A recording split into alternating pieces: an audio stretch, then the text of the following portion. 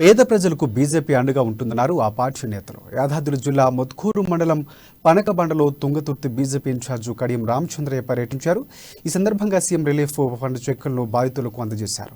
ఇటీవల అనారోగ్యంతో మృతి చెందిన లోతుకుంట నరసమ్మ, అలాగే యాక్సిడెంట్లో గాయపడిన మహేశ్వరం కుటుంబం సభ్యులకు ఆయన అందజేశారు. కేంద్ర మంత్రి కిషన్ రెడ్డి, జిల్లా అధ్యక్షులు పివి శ్యామ్ సుందర్రావు సహకారంతో ముఖ్యమంత్రి సహాయనిధి అందే విధంగా కృషి చేస్తామన్నారు.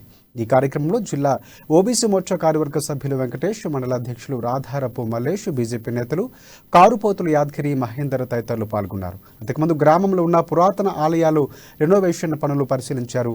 ఆలయాల అభివృద్ధి చేయడం హర్షించదగిన విషయమని పేర్కొన్నారు.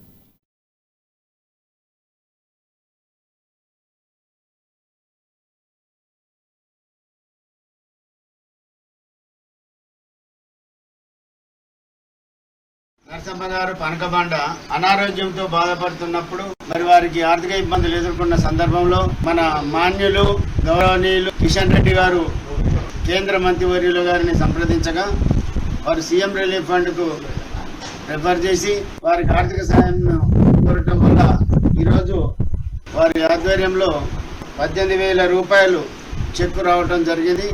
ఆ చెక్కు కిషన్ రెడ్డి గారు స్వయాన్ని పిలిపించి నియోజకవర్గ ఇన్ఛార్జిగా కడియం రామచంద్రయ్య గారికి ఇవ్వడం జరిగింది.